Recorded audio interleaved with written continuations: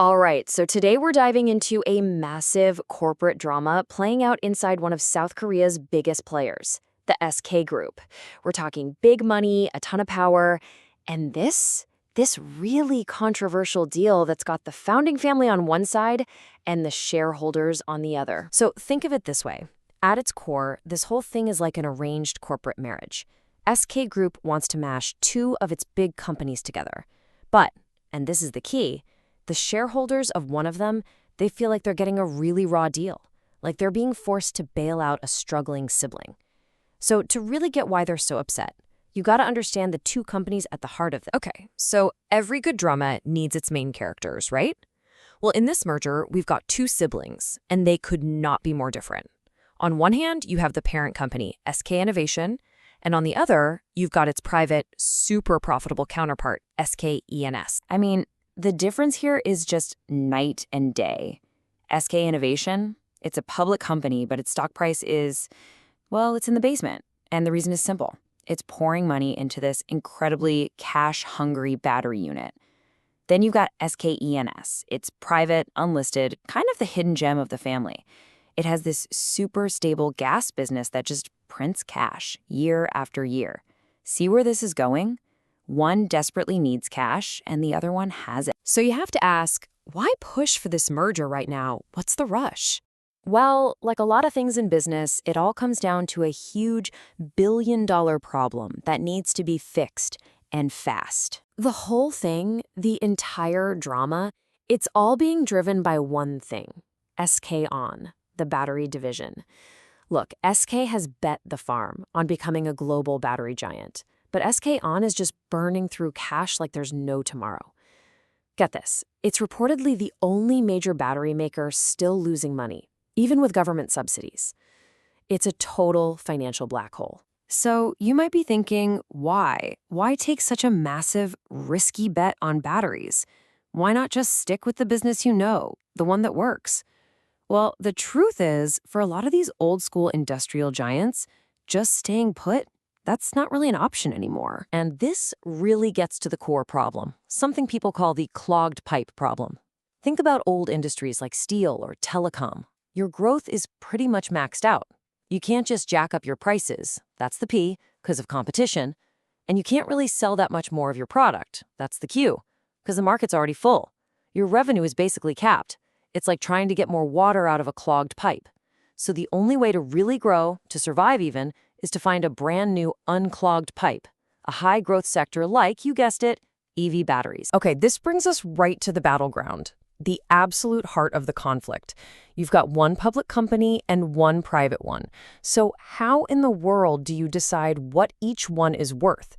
This is where things get really technical and, believe me, really, really heated. When you strip everything else away, this entire fight, this whole standoff, it boils down to just one thing. The merger ratio.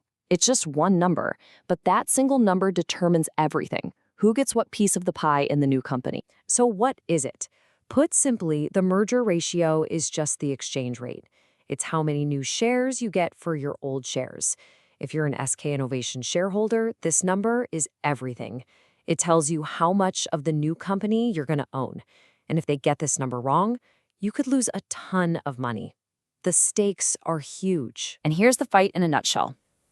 On one side, you have the SK Innovation shareholders, and they are livid. They're saying, look, our stock price is in the gutter. It's totally disconnected from the real value of our assets.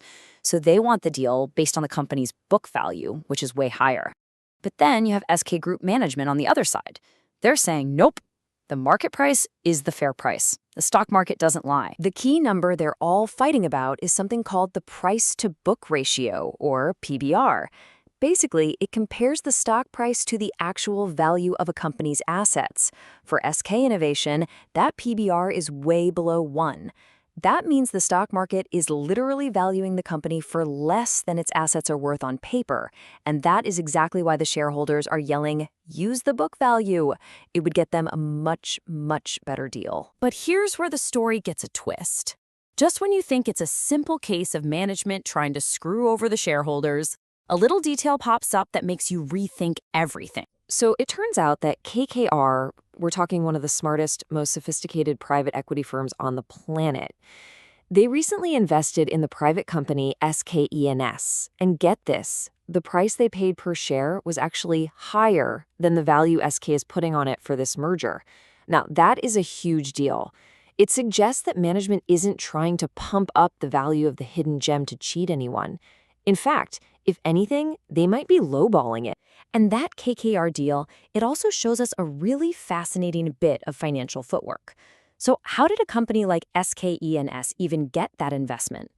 Well, they used a pretty clever tool that a lot of big companies use when they need to raise cash without messing up their ownership structure. It's called a total return swap, or TRS. Sounds complicated, but the idea is pretty simple. SKENS basically sold about 10% of itself to KKR for a big pile of cash. But, and this is the clever part, they structured the deal so the SK Group keeps all the voting rights and stays in control. It's a really smart way to get the money you need without officially taking on debt or giving up any control. Okay, so let's zoom out for a second, because this isn't just about one company or one deal. This really gets at the fundamental problem that all of these giant family-run conglomerates, the chaebols in Korea, are facing. And this is the question management is basically throwing back at the angry shareholders. It's like they're saying, okay, fine, you hate our deal, we get it. But that battery unit is still burning through cash every single day. So what's your plan? You tell us. How do you save it? And the tough part is there are no good answers here, really.